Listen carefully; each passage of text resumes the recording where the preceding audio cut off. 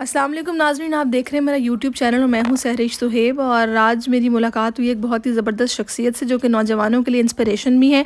कामयाब बिजनेसमैन है। इन्होंने अपने करियर का आगाज़ कैसे किया, यहाँ तक कैसे पहुँचे और ओवरसीज़ पाकिस्तानियों का वोट का हक़ जो कि उन्हें मिला है उस पर इनकी क्या राय है, आइए इनसे जानते हैं। जी बताइएगा, कैसा महसूस। बिस्मिल्लाहिर्रहमानिर्रहीम। सबसे पहले मैं तो ये समझता हूँ कि हमारी जो ये खुश किस्मती है कि हमें वोट का जो है वो हक मिला पाकिस्तान में। लेकिन और साथ साथ मैं ये भी समझता हूँ कि अगर वोट का हक मिला है तो हमें वहाँ पे इलेक्शन का भी हक होना चाहिए कि ओवरसीज जो है वो वहाँ पे इलेक्शन लड़ सकें और पार्टिसिपेट कर सकें। क्योंकि मैं ये समझता हूँ कि जो ओवरसीज जो दर्द रखते हैं पाकिस्तान के लिए, वो पाकिस्तान में रहने वाले भी वो चीज़ें नहीं फील करते जितने ओवरसीज जो है उसको फील कर रहे होते हैं, उसको ऑब्जर्व कर रहे होते हैं। और उसके साथ साथ चूँकि हमारी जैसे नुमाइंदगी है ख़वातीन की पार्लियामेंट में, तो ओवरसीज़ को ये भी होना चाहिए कि ओवरसीज़ जो वोट कास्ट कर रहा है वो अपने ही डिफरेंट कंट्रीज से उनके नुमाइंदे वहाँ पे पार्लियामेंट में हों, जो अपने ओवरसीज टीम के लिए वहाँ पे जितने भी दोस्त हैं, जो भी कम्युनिटी हमारी जहाँ भी है, चाहे वो यूरोप में है, चाहे वो हमारी अमेरिका में बैठे हैं, चाहे वो हमारे दुबई में, सऊदीया में, जहाँ पे भी दुनिया में बैठे हैं, उनकी आवाज़ बन सके, उनके लिए स्ट्रगल कर सकें। कानून अगर कोई पास होता है जहाँ पे वो अपने हक के लिए लड़ सकें। जैसे सबसे बड़ा इशू हमारा ड्यूल नेशनलिटी का है पाकिस्तान में, कि अगर आपके पास किसी और कंट्री की नेशनलिटी है तो आप पाकिस्तान की सरेंडर करनी पड़ती है। कुछ कंट्रीज में एग्जाम्पल मौजूद है ड्यूल की, तो वो ड्यूल होनी चाहिए। और इसी तरह अगर वोट कास्ट का है तो वोट को के साथ वहाँ पे पार्लियामेंट में आने का राइट भी होना चाहिए। सही।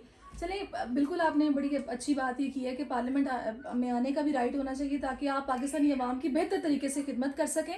अच्छा, मुझे ये भी बताइएगा कि अभी जिस तरह रोशन डिजिटल अकाउंट, फिर अभी ये जो राइट भी मिल गया है आप लोगों को वोट कास्ट करने का, आप लोग मुतमईन हैं पीटीआई की गवर्नमेंट से जिस तरीके से पाकिस्तान में काम हो रहा है? बात यह है कि ओवरसीज जो है वो हम एज ओवरसीज अगर बात करें तो सबसे ज़्यादा सपोर्ट जो है पीटीआई को ओवरसीज ने की है। लेकिन किसी हद तक मायूसी हुई है, लेकिन अभी भी उम्मीद टूटी नहीं है। हमें यकीन है कि इंशाल्लाह इमरान खान एक अच्छे लीडर हैं और पॉजिटिव कोशिश कर रहे हैं। टीम स्ट्रगल हो रही है, टीम बन जाए अल्लाह करे, और वहाँ पे अभी तक हम समझते हैं कि इंशाल्लाह बेहतरी आएगी। चले, उम्मीद अच्छी रखनी चाहिए।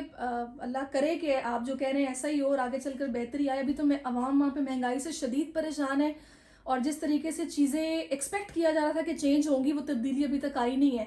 वो 100 निकाती एजेंडा जो इमरान खान ने आते ही दिया था, उनके मंशूर में शामिल था कि सब बदल देंगे। अवाम फिलहाल तो मायूस है। अल्लाह करे कि चीज़ें बेहतरी की तरफ जाएं। अच्छा, थोड़ा सा बमानत साहब से इनकी लाइफ, इनके करियर, इनकी स्ट्रगल पर बात कर लेते हैं। 2000 में ये स्पेन बार्सिलोना आए थे और किस तरह इन्होंने अपने करियर का आगाज़ किया, यहाँ पे क्या स्ट्रगल की, थोड़ा सा अगर मानस साहब आप बताएं।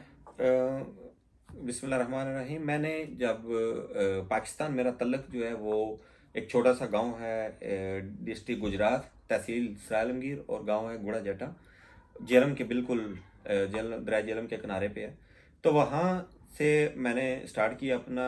मेरा जैसे ग्रेजुएशन मेरी 2000 में कंप्लीट हुई तो मैं स्पेन आ गया। यहाँ पे मेरे बड़े चचाजाद भाई थे, और यहाँ पे आके फिर मैंने स्ट्रगल जब की, पहले दिन एक रेस्टोरेंट पे काम मिला, और सोचा कि इतना पढ़ के भी तो यहाँ पे आके बुरश मिला जी, आप सफाई शुरू कर दें।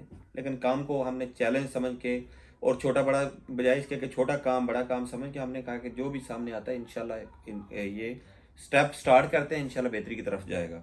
तो उसके बाद वहाँ पे जब मैंने पहले 2 महीने स्टार्ट किया, फिर मुझे एक वेटर की उसी रेस्टोरेंट पे ऑफर हो गई। फिर कुकिंग सीखी, पिज़्ज़े का काम सीखा। तो 6 महीने 8 महीने काम किया। फिर उसके बाद मैं एक पेट्रोल पंप था वहाँ पे काम स्टार्ट किया।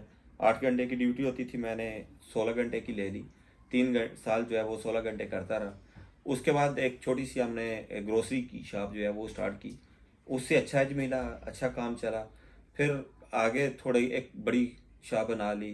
फिर उसके बाद एक ब्रांड था यहाँ पे, सुमा के नाम से एक चेन थी, उनके साथ हमने पहली जो है वो ब्रांच स्टार्ट की। स्ट्रगल बहुत ज़्यादा करनी पड़ी हमें पहले जो ब्रांच थी।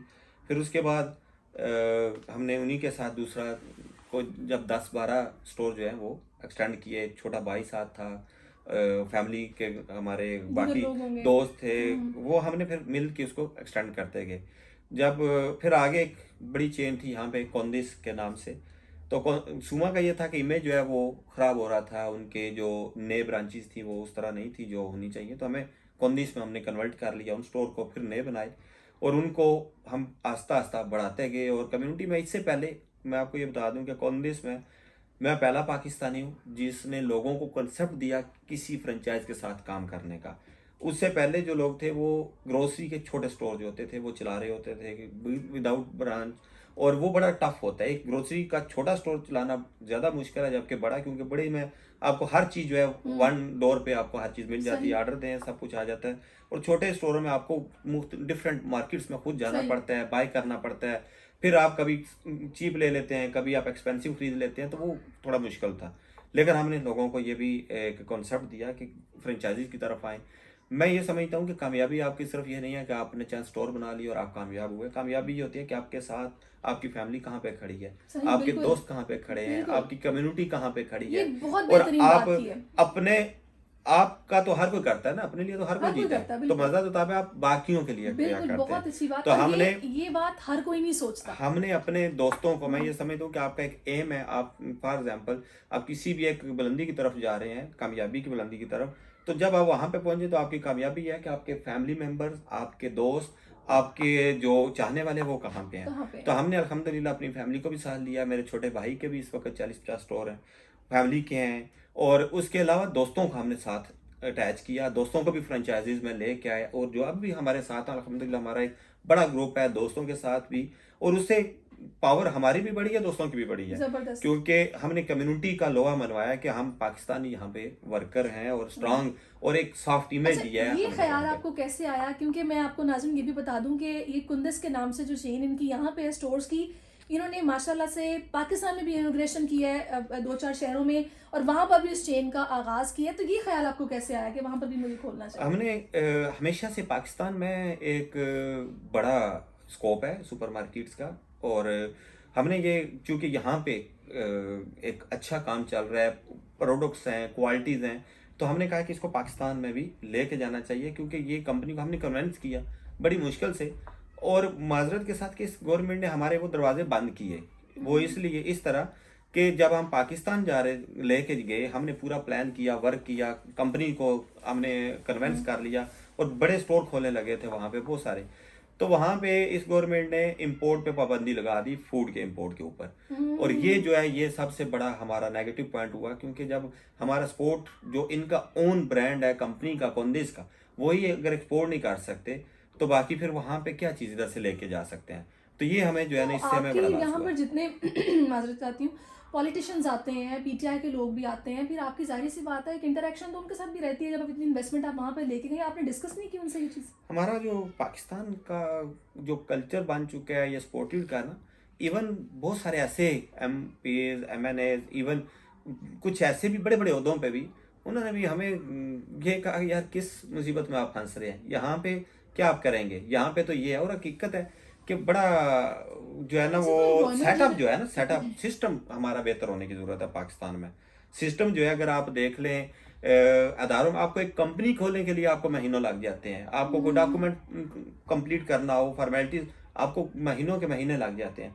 तो चीज़ें जो है वो बेहतर होने की ज़रूरत है, चीज़ों को वन स्टेप जो है वन डोर करना पड़ेगा, आपको सारी चीज़ें इकट्ठी हों, आपको इदारों को बेहतर करना ये तो पड़ेगा फिर हम वही ताकि बात कर रहे हैं कि इन्वेस्टर जाए 70 वहाँ पे। साल का बिगाड़ है जिसको ठीक करने में वक्त लगेगा। फिर इमरान खान ने तो आते ही नहीं किया, उल्टा ये बता रहे हैं कि इम्पोर्ट पे पाबंदी लगी, जिसकी वजह से उल्टा इन लोगों को और जो हर्डल्स हैं वो फेस करनी पड़ी हैं। और मे बी ये लोग इस पे कोई नजरसानी करें, और कुछ ओवरसीज़ के बारे में जब इतनी बातें करते हैं कि वो हमारे साथ खड़े हैं, तो इन मसाइल पे भी तवज्जो दी जाए, ताकि वो लोग जो पाकिस्तान की खिदमत करना चाहते हैं या वहाँ पे एम्प्लॉयमेंट जनरेट करना चाहते हैं, उनके मसाइल को भी तरजीही बुनियादों पर हल किया जाना चाहिए। अच्छा चले, मैं आपसे ये भी जानना चाहूँगी, यहाँ पे कई ऐसे नौजवान हैं जो कि परेशान हैं और उनके पास जॉब्स नहीं हैं, वो भी तलाश कर रहे हैं कि कोई कोई ना कोई ऐसा बंदा मिले या पाकिस्तानी मिले जो उनको गाइड करे, वो मायूस ना, उनके लिए आप क्या मैसेज देंगे? मैं ये समझता हूँ कि जो बिजनेस या कोई भी चीज़ होती है, आपकी नेक नीति, आपकी माँ बाप की दुआएं, और उसके साथ साथ आपकी स्ट्रगल जो होती हैं, ये आपकी सारी लक बनने में ये सारा अहम किरदार अदा करते हैं। स्ट्रगल जो है वो काम कोई भी हो, छोटा बड़ा नहीं होता, जो भी काम आए उसको चैलेंज समझ के हमें करना चाहिए और उसको हमारा एक एम होना चाहिए कि हमने यह करना है और उसी को फिर आगे अपने एम को रख के तो स्ट्रगल करके हमें वहाँ पे जो है उसको बहुत शुक्रिया पहुंचना आपका, चाहिए। बहुत शुक्रिया आपका। चौधरी अमानत मेहर साहब हमारे साथ थे और बहुत ही इंस्पिरेशनल शख्सियत और होपफुली आपको इनसे बहुत कुछ सीखने का मौका मिला होगा। वो पाकिस्तानी जो कि दियारे गैर में मौजूद हैं, परेशान हैं, उनको ये आइडिया होगा कि मायूसी जो है वो तो वैसे भी गुफर है, गुनाह है, वो नहीं करनी चाहिए। नेक नियति, स्ट्रगल, माँ बाप की दुआएं, उनकी इज्जत और सबको साथ लेकर चलना। वो कहते हैं ना कि जब सारी जड़ें मिल जाती हैं फिर एक तनावर दरख्त बनता है। तो जब आप किसी के लिए गड़ा नहीं खोदेंगे और किसी की मदद करेंगे तो अल्लाह आपकी मदद करेगा। इसी अच्छी बात के साथ मैं आपसे इजाज़त चाहूँगी। अपना बहुत ख्याल रखिएगा। अल्लाह हाफिज़। बहुत शुक्रिया माना साहब।